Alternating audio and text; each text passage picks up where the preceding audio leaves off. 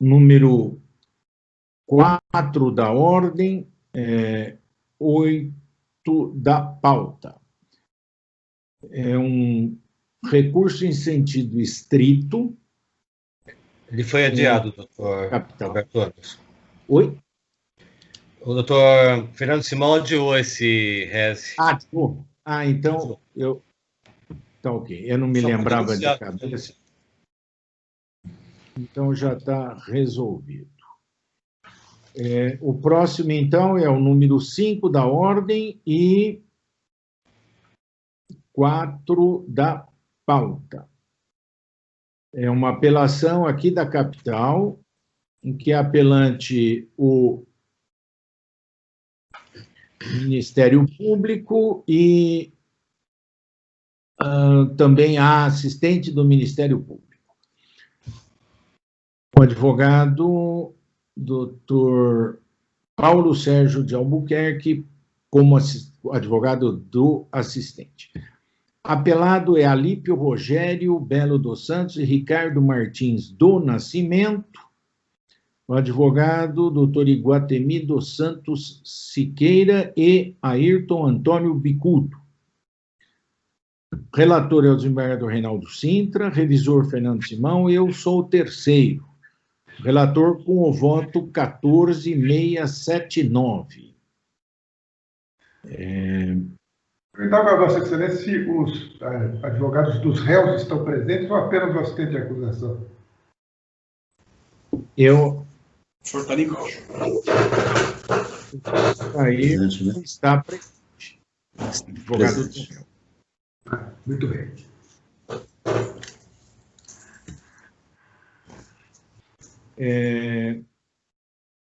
Deixa eu...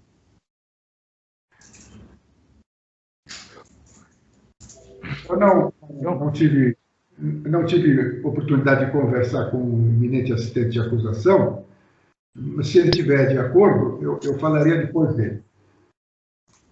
Ok. Doutor Paulo Sérgio, né? Bom, antes de indagar, nós podemos dispensar a leitura dos relatórios, aliás, do relatório? Uhum. Doutor Paulo Sérgio está sem microfone. Não foi aberto, né? É automático. Perdão, eu já foi assim. Agora já liberou. Ok, então, doutor Paulo Sérgio, como assistente do Ministério Público, com a palavra. Senhor presidente, senhores desembargadores, senhor procurador, o caso aqui é muito simples. Se trata apenas de corrigir uma pena que não corresponde ao que fazia, senhores desembargadores, 20 anos que a vítima, o senhor Luiz Carlos Rua, um vendedor ambulante, tinha uma barraquinha em frente à estação de metrô Pedro II, aqui em São Paulo, onde ele vendia doces, biscoitos, refrigerantes e outras coisas. Durante esses 20 anos, excelências, o ambulante nunca teve nenhum problema ali. Bem ao contrário, ele era muito bem quisto, inclusive pelos funcionários do metrô. Ele dava café de graça para quem não podia pagar. Até que na noite de 25 de dezembro de 2016, noite de Natal, um domingo, o senhor Ruas foi trabalhar, precisava pagar a conta do IPVA, e resolveu defender um morador de rua que estava sendo agredido por 2 rapazes e acabou assassinado. Essas imagens circularam o país, foi um escândalo nacional. As imagens da câmera do metrô mostraram um espancamento brutal que durou praticamente 2 minutos. Para ser exato, a Vossa Excelência, 1 minuto e 32 segundos. Os apelados espancaram o senhor Ruas por 18 segundos, com socos e chutes, foram embora, deixaram aquele senhor desmaiado no chão do metrô, e vejam, Vossas Excelências, retornaram depois de 51 segundos e bateram mais. socaram mais e pisotearam mais por 23 segundos, mesmo que aquele senhor de 54 anos permanecesse imóvel no chão. Quem assistiu essas imagens, quem viu isso no Jornal Nacional, quem viu isso, a repercussão que teve, sabe que esses 2 minutos, eles são excruciantes, eles parecem eternidade. Então, Excelências, a pergunta que eu faço a Vossa Excelência é como qualificar os atos desses 2 jovens que num domingo de Natal, 25 de dezembro, matam um trabalhador, um vendedor ambulante de doces, apenas porque ele decidiu não assistir passivamente a uma agressão contra um morador de rua. Esse morador de rua, inclusive, diziam que era travesti, teve toda uma questão de homofobia nesse caso. Como qualificar esses atos? Albert Schweitzer, o prêmio, foi inclusive prêmio Nobel em 1952, ele já dizia que não existem heróis da ação, apenas heróis da renúncia e do sofrimento. E esse senhor sofreu, porque foi espancado, foi pisoteado, perdeu a própria vida, porque resolveu intervir por um ato de extrema coragem. O crime causou, é claro, uma comoção generalizada, uma indignação na população, não só de São Paulo, muito fora dessa comarca, em todo o país. A repercussão foi nacional. A Folha de São Paulo, o Estado de São Paulo estamparam na primeira página o caso do ambulante de metrô que foi assassinado na noite de Natal. O Fantástico, da Rede Globo, Domingo Espetacular, da Record, as grandes emissoras veicularam longas reportagens sobre o caso. Foi a primeira chamada do Jornal Nacional no dia seguinte. Então, jamais houve ali qualquer dúvida do que tinha acontecido, porque além das inúmeras testemunhas oculares do metrô, funcionários e usuários do metrô, havia imagens das câmeras. E o que fizeram, senhores desembargadores, os apelados, quando viram seus rostos estampados nos jornais? Foram eles se entregar à polícia para responder com o mínimo de hombridade e de honradez pelos seus atos, para prestar contas à justiça? Não, excelências. Eles fugiram, se esconderam para escapar da aplicação da lei. A Polícia Civil teve que mobilizar mais de 30 agentes para investigar o paradeiro deles. O então governador do estado, Geraldo Alckmin, chegou a oferecer uma recompensa de R$50 mil por quaisquer informações que alguém pudesse fornecer às autoridades para ajudar a localizar os autores. A polícia, enfim, e logo conseguiu encontrá-los, e no final de 2018, em dezembro de 2018, eles foram levados a júri popular com a participação do eminente advogado Dr. Ayrton Bicudo, que aqui nos assiste. E o Conselho de Sentença acolheu integralmente as teses da acusação, integralmente, e condenou os 2 a homicídio triplamente qualificado. Triplamente qualificado devido ao motivo torpe, o emprego do meio cruel e a impossibilidade de defesa da vítima. Mas, em certa posição até ao Conselho de Sentença, o juiz togado, como a pena, para dizer o mínimo, excelência, afronta o senso elementar de justiça. 15 anos para um homicídio triplamente qualificado, metade da pena máxima. Data máxima vênia, além de injusta, essa pena é tecnicamente deficiente. Eu explico por quê. O magistrado de primeiro grau, ele corretamente, ele utilizou são 3 qualificadoras. Ele utilizou uma qualificadora, a do motivo torpe, para tipificar a conduta como homicídio qualificado. Então, o intervalo da pena passou de 6 a 20 para 12 a 30. E o magistrado considerou as 2 outras qualificadoras, o meio cruel e a impossibilidade de defesa da vítima, como circunstâncias agravantes. Mas é aqui que o magistrado comete, com todo respeito devido e merecido por Sua Excelência, comete aqui 2 equívocos. Primeiro, ele manteve a pena base em seu patamar mínimo, usou como fundamentação o fundamento de que não existiriam outras circunstâncias que já não tivessem sido consideradas para caracterizar as qualificadoras, e na segunda fase da dosimetria, aumentou a pena em apenas 1/4, embora houvesse 2 agravantes. Sobre, então, esse primeiro ponto, sobre a pena base, eu queria fazer rapidamente uma pequena observação. Existe, é verdade, um costume de muitos juízes brasileiros, de qualquer grau de jurisdição, de fixar a pena base sempre em seu patamar mínimo. E esse caso é um exemplo clássico de como esse costume de sempre utilizar o patamar mínimo pode ofender o senso mais elementar de justiça.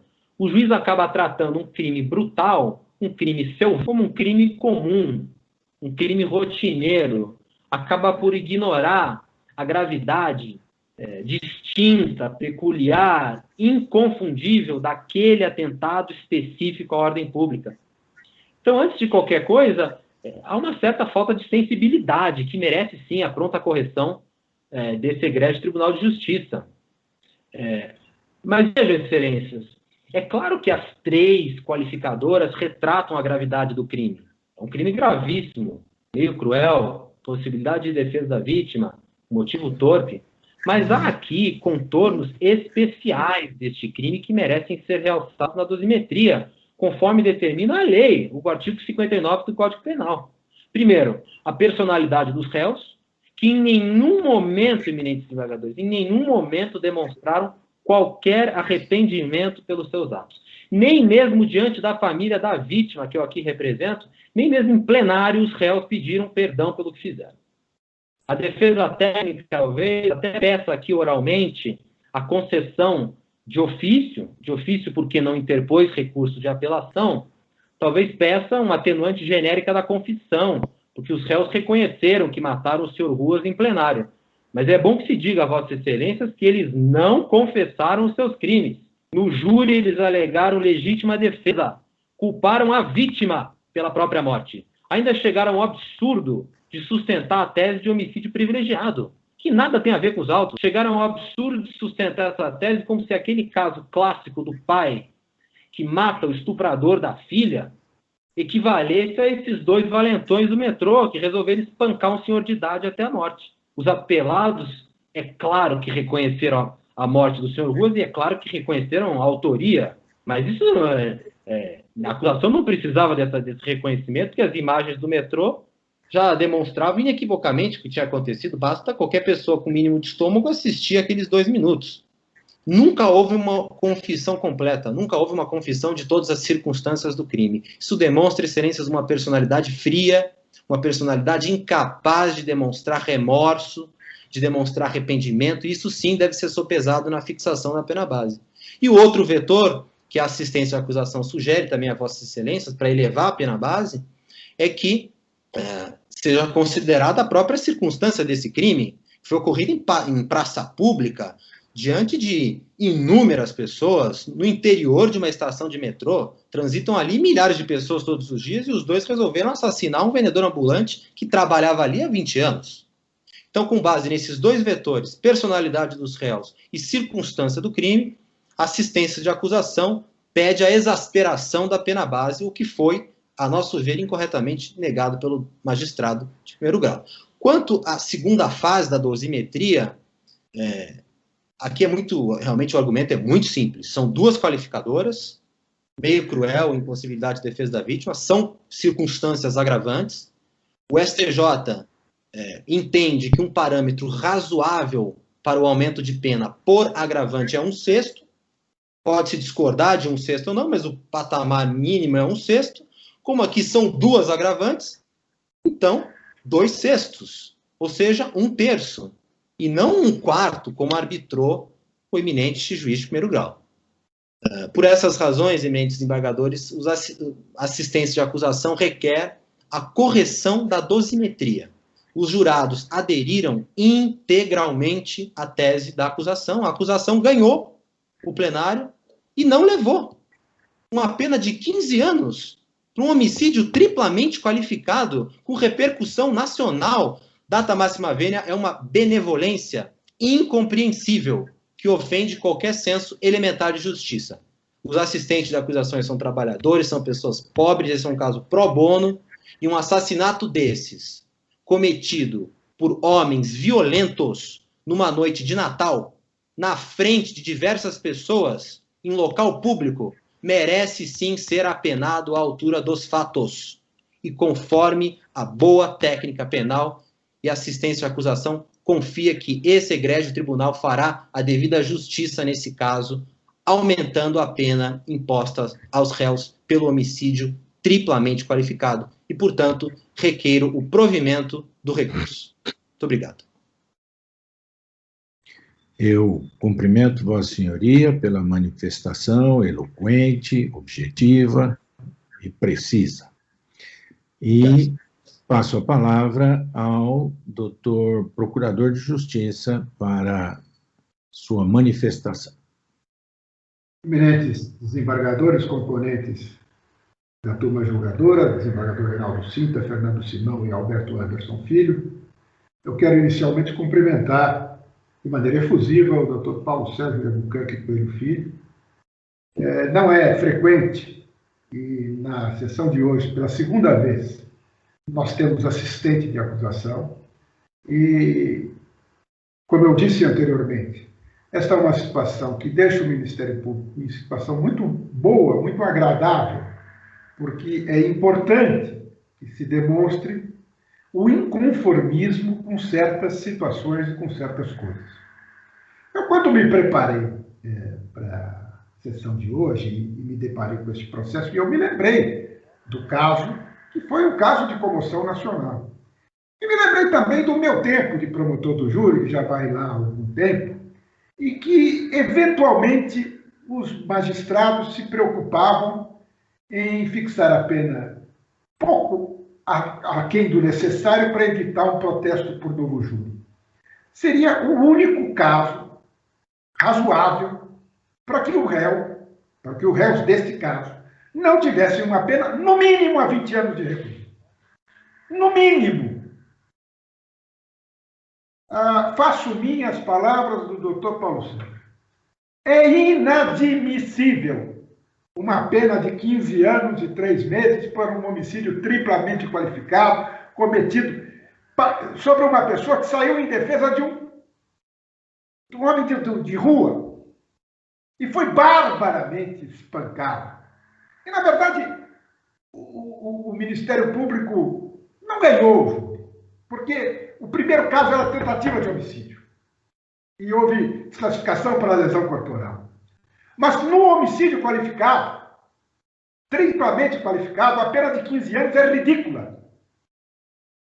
Faço minha as palavras do assistente de acusação e demonstro o meu absoluto inconformismo com a pena dosada que foi taxada de maneira burocrática. O magistrado se revelou um burocrata, insensível, desumano. Pelo provimento à apelação, e faço minha também as palavras das razões de apelação feitas pela doutora Soraya, promotora de justiça que atuou no caso, e atuou, pelo que sei, de maneira muito competente. Agradeço aos senhores a atenção que me deram.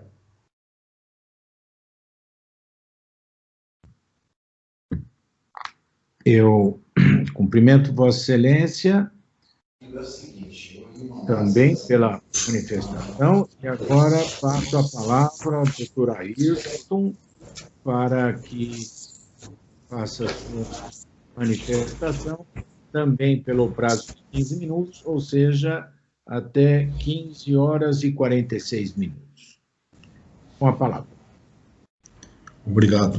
Eminente desembargador, presidente desta colenda Câmara, doutor Alberto Anderson, juiz que militou no Tribunal do Júri por anos, que conhece aquela seara melhor do que nós, melhor do que muitos, e que, por certo, julgou processos muito mais escabrosos, porque este nem escabroso é, eminente magistrado, e viu que as penas aqui aplicadas são penas aplicadas dentro do parâmetro legal e dentro da causa.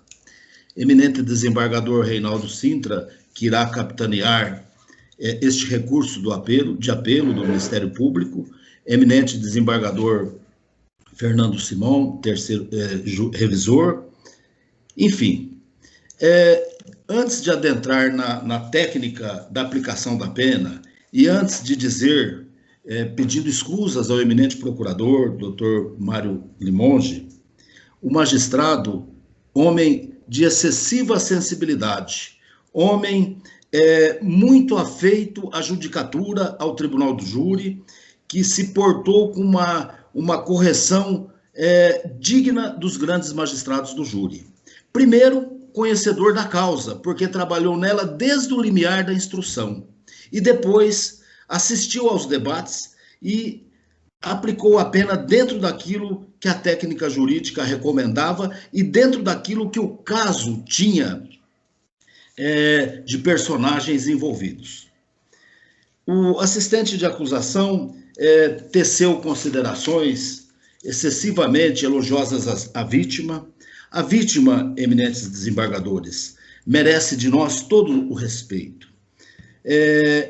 Eu acho que quem, com muita maestria, melhor do que eu e melhor do que nós, definiu o flagelo da cidade grande, esses crimes que a mídia leva para si e usa desses pobres infelizes, de vítimas e de réus, a buscarem audiência, a buscarem os holofotes, os delegados ali sempre muito elegantes, dando entrevistas. Eu acho que Dias Gomes e Janete Cler relataram muito bem essa senda da cidade grande que é a Selva de Pedra. Este episódio é um episódio de pessoas, primeiro, oriundas de regiões pobres do nosso país, do Nordeste. Seja o senhor Ruas e sejam os dois jovens. Jovens que, doutor Reinaldo Sintra, não tem uma passagem criminal a não ser essa desditosa situação no metrô, que ganhou essa grande sensacionalidade dita pelo doutor assistente de acusação, porque se passou numa estação de metrô num dia de Natal.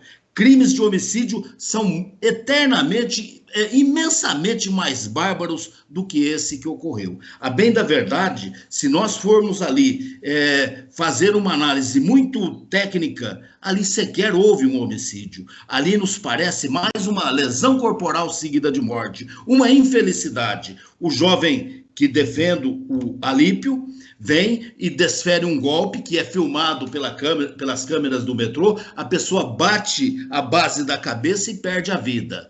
Pois bem, teria ele intenção de matar aquela pessoa? Penso que não. Ele fez, na volúpia da idade, na volúpia do desconhecimento, tomou uma ação que resultou nisso e resultaram nesses 15 anos de cadeia.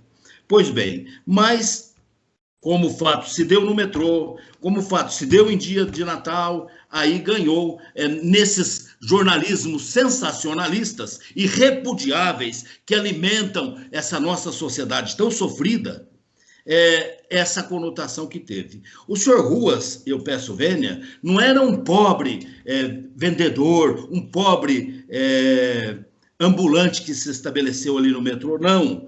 Os autos, e aí estão nos autos, era um homem de uma boa possibilidade financeira, tinha 3 imóveis, a defesa que trabalhou lá na instrução trouxe isso para os processos, tinha também passagens de receptação. Com todo respeito à família, ao defensor assistente de acusação, não era ele esse miserável e nem era ele esse homem de candura, era um homem já de passado e que fez um grande império até para uma pessoa ambulante de porta de metrô. Feito tudo isso, o jovem Alípio, o recorrido, será que ele do nada imaginou, vou matar o senhor Ruas? Não. Ele foi urinar, isso tudo está no processo, assim, muito gritantemente. Foi urinar e ali foi encurralado por um grupo de pessoas desses flagelados que habitam a cidade aos montes.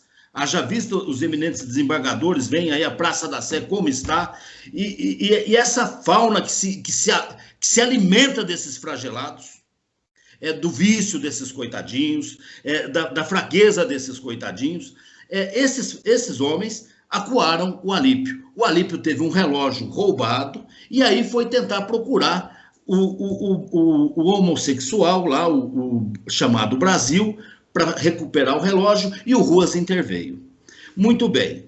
Esse vitimado, que seria a segunda pessoa, recebeu lesões corporais. Vejam, vossas excelências, o júri é um campo muito contraditório, que a ação para um, a pedido do próprio Ministério Público, foi de lesão corporal. E a ação para outro, porque teve o resultado morte, teve o sensacionalismo, foi de homicídio, com todas essas maldades e com todas essas agravantes e qualificadoras.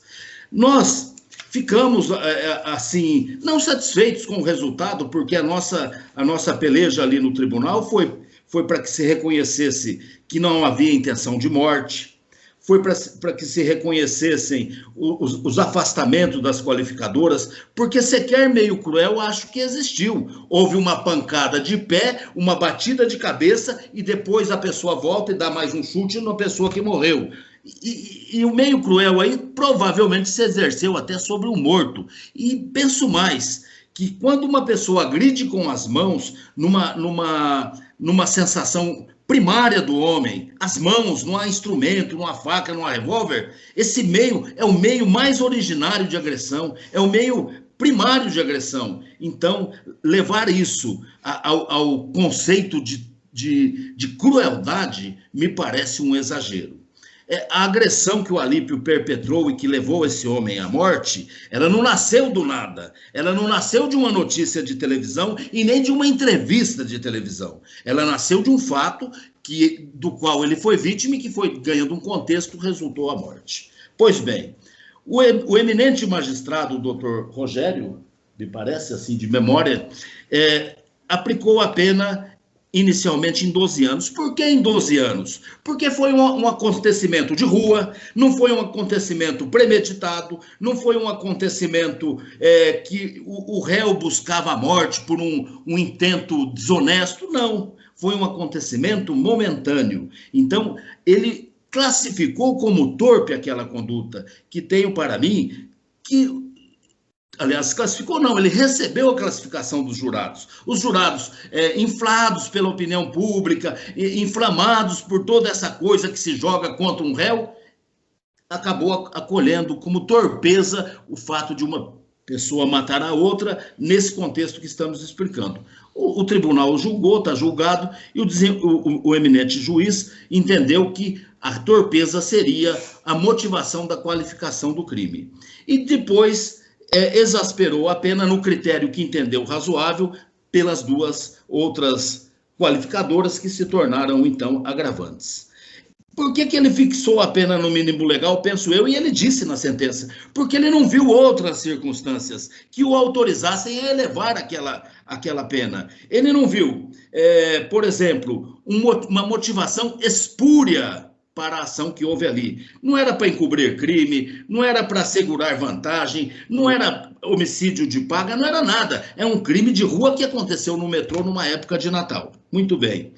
Ele não viu fatores outros para elevar aquela pena apenas para dar satisfação para o Datena ou para um delegado que faz uma entrevista. Não, ele ateve-se à lei. Muito bem. Depois ele viu, são réus primários, delitos sem premeditação. Então, ele achou que a pena no mínimo legal não era porque seja costume, porque magistrado brasileiro não tem costume, magistrado brasileiro obedece lei. Ele aplicou a pena no mínimo legal porque no mínimo legal, por essas razões que ele explica em sua sentença, deveria ser. Aumentou em 2/4, aliás, em 1/4, e assim ficou a pena. Não reconheceu a confissão, porque houve uma confissão. É como disse o eminente assistente de acusação. Eles não poderiam negar. Não poderiam negar, porque está lá filmado. Então falou, sou eu que estou dando o chute, eu estou confessando, fui eu. O fato de estar filmado não elide confissão. E hoje nós sabemos que a confissão ela ganhou, aí no tratamento que os tribunais vêm dando, uma amplitude maior, porque senão...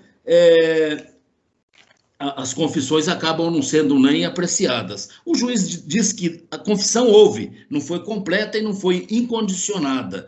Então, a defesa, em contra-razões, pediu para se analisar esta questão. Muito bem.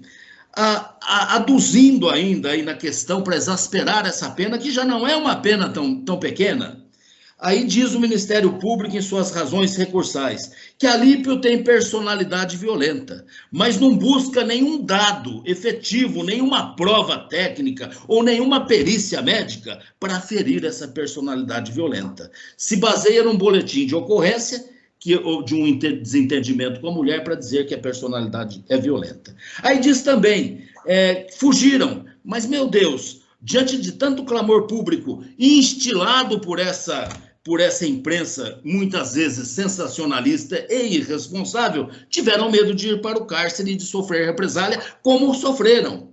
Aí também se apoia ainda lá nas razões recursais. Fiquei desesperado, me chamaram de skinhead, o recorrido Alípio, como se isso fosse um argumento a ser utilizado para exasperar uma pena.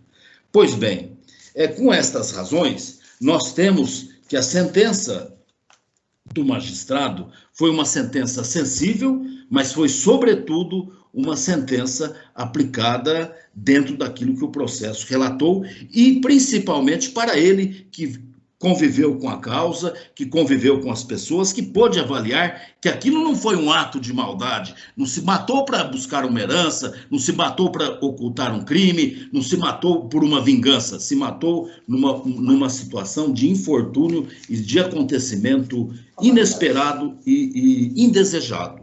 Então, eminentes desembargadores, o que se pede é que seja mantida a sentença recorrida pelos próprios fundamentos apontados por Sua Excelência em primeira instância, fundamentos que se mantêm até o presente momento. Muito obrigado. Cumprimento, doutor defensor, pela manifestação e passo a palavra ao desembargador Reinaldo Sintra para proferir o seu voto.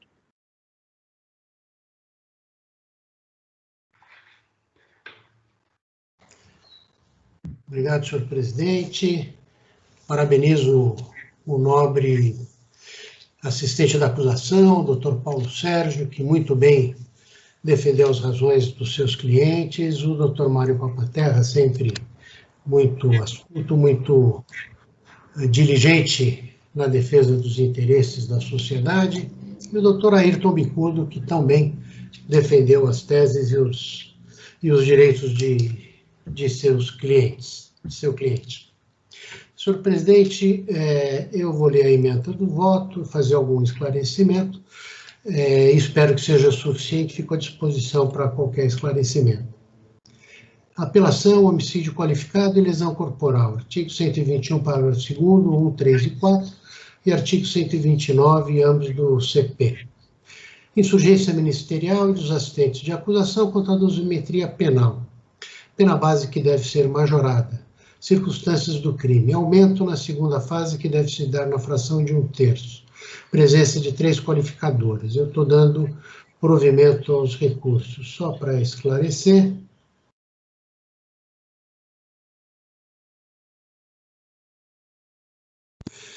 Na primeira fase, razão assiste para quem os assistentes, necessitando de exasperação. Tem-se que a forma como ocorreu o crime, com enorme crueldade e intenso dolo, restando claro o sadismo e a frieza no comportamento diante da vítima agonizante. Demonstra ser necessário que a pena seja aumentada em 1/6, perfazendo 14 anos de reclusão. Na segunda etapa, presentes 3 qualificadores reconhecidas pelo Tribunal do Júri, uma delas deve ser utilizada para qualificar o delito na primeira fase e as outras para agravar a reprimenda no patamar de 1/6 cada, totalizando no presente cada fração de 1/3. Defendo, afasto o reconhecimento da confissão, por entender que ela foi, além de inócua, não foi completa, e gerando aqui uma pena final total de 18 anos e 8 meses de reclusão e 3 meses de detenção no regime inicial fechado. A reclusão, a detenção no semiaberto é a pena final que eu encontrei. Esse é o meu voto, senhor presidente.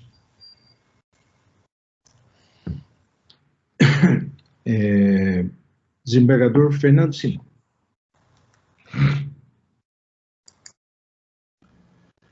Senhor presidente, eu estou acompanhando plenamente o voto do desembargador relator.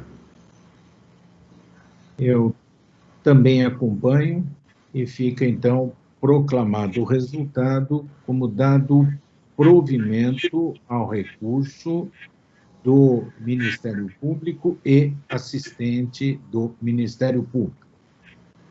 E não houve recurso da defesa, né, nesse caso? Ok. Então, por votação. Doutores, muito obrigado pela presença e esperamos uma outra oportunidade de nos encontrar. Obrigado, boa sessão a todos.